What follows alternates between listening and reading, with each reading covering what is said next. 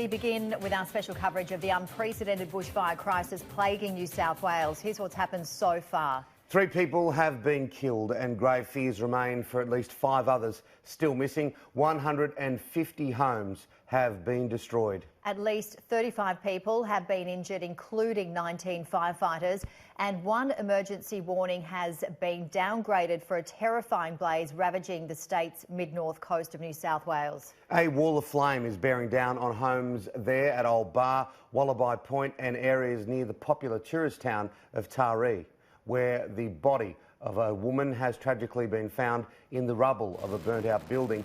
Nearby residents have fought to save their homes. It was right here above, look, it's that high, bearing down on me. It was like an inferno. It was like the apocalypse, mate. It was like hell on earth. Serious, there was that many fires. Just returned home and I've been really apprehensive and evacuated since yesterday. And I've come back and my house is still there. It's rammed earth and it's still there. I can't believe it. And our heroes in yellow, firefighters doing what they can to help. I'm still gathering thoughts, trying to remember what it was that I actually did see, whether or not I could believe what I saw. It was an unprecedented event.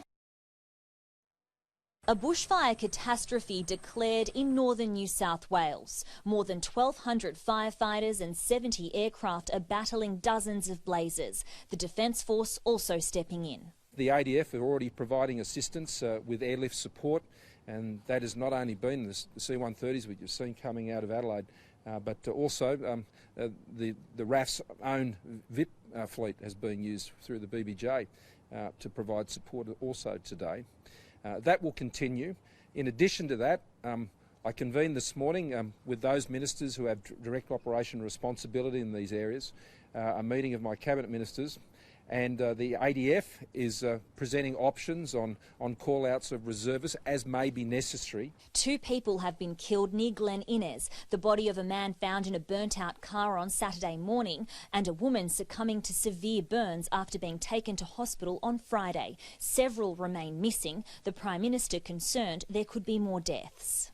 There have been hundreds of properties that have been destroyed, homes that have been destroyed, and as we get access to further areas that have been cut off, we're expecting worse news again. But the resilience and the coordination and the bravery and the professionalism of our disaster agencies are on full display. At least 150 homes have been lost as communities try to come to terms with a threat that is far from over. Please urge everybody to listen to the messages you're getting. I just had a briefing from the Commissioner and received assurances that our communication systems are the best they've ever been. Please heed to the warnings. If you're concerned, please make sure you contact the relevant authorities to get the advice and information you need. The situation is beyond serious. Dramatic recordings have been released of crews in trouble in the fire zone. It's a negative. We've been trapped by a falling tree. Over. Okay, usually you're protecting you and your vertical, your curtains and stuff, your tent sprinklers on, and see, here you go, copy. Keep clear, let us know how you're going. Yeah, copy that, we're engaging protection. Do what you can for overrun, let us know when it passes, and that you say, copy. Will do, activating emergency procedures. The RFS is warning the worst could still be yet to come, with conditions expected to intensify early next week. The situation until then being described as a roller coaster. Come Tuesday, they're going to be extending right out down into the Greater Sydney environment, across the Blue Mountains, out into the Central West, down into the Illawarra and Shoalhaven areas, and even the potential for the far south coast. So we're going to end up with a much, much larger geographic footprint of New South Wales, impacted by what's looking like severe and extreme widespread fire dangers as we head into Tuesday. The forecast weather conditions on Tuesday could mean that we're not through the worst of it. Whilst this situation is so severe, I have such full confidence in our volunteers and emergency services personnel on the ground. There are now over 1,300 people on the ground to protect communities against these fires. Stella Todorovic, Sky News, Sydney. And let's go live to our reporter Emily Burley, who's in Foster on the mid-north coast. Emily, what is the situation like where you are? Well, at the moment there are no emergency warnings in place. Some of those bigger fires, including the Hillville fire, which is not too far from where we are now, have been downgraded to watch and act level. Certainly firefighters are still on the scene though and ready for those fires to potentially flare back up again today as hot, dry and windy conditions pick up throughout the morning. There are still 70 fires burning across the state, around 70, and about half of those are uncontained at this time. We saw some of those fires yesterday being downgraded, then upgraded again, so that could well happen today. As we know, though, tragically, these fires have now claimed 3 lives.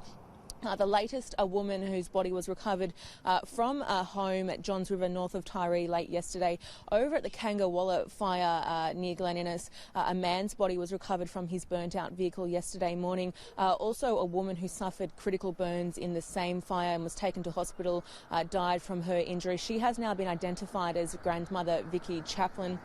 More than 150 homes have been lost and at least 30 people have been injured. More people continuing to present to hospitals with injuries relating to these fires. Of those who have been injured, many are believed to be firefighters, and there has been an outpouring of support and thanks for those firefighters in the community. We saw yesterday hand-painted signs beginning to pop up around Foster, thanking the crews for their work in fighting these fires, not only in the last couple of days but over the last few weeks as well. And the RFS has in turn thanked the community for bringing food and blankets and clothes to community centres for those people who have lost their homes. But they've actually had to ask people to hang on to those items for the time being so they can be better distributed in coming days.